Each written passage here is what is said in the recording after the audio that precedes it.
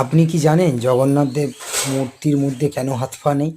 এর পেছনে আছে এক অলৌকিক রহস্য।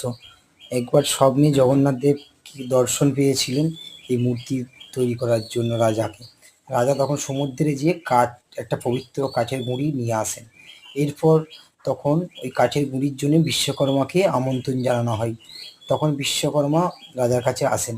বিশ্বকর্মা তখন রাজার কাছে এসে বলেন, এই মূর্তি আমি ২১ দিনের মধ্যে তৈরি করব, কিন্তু সেই সময় আপনারা কেউ এই দরজা খুলে ভিতরে আসবেন না। হঠাৎ একদিন রাজা রানী পরেশান হয়ে আওয়াজ না পেয়ে দরজার ভিতরে যেয়ে দেখে বিশ্বকর্মা অদৃশ্য হয়ে গেছে আর মূর্তিগুলো অসম্পূর্ণই রয়ে গেছে।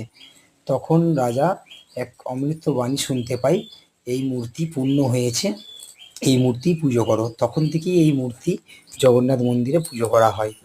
চ্যানেলটা সাবস্ক্রাইব করুন আরও নতুন নতুন অলৌকিক কথা জানার জন্য।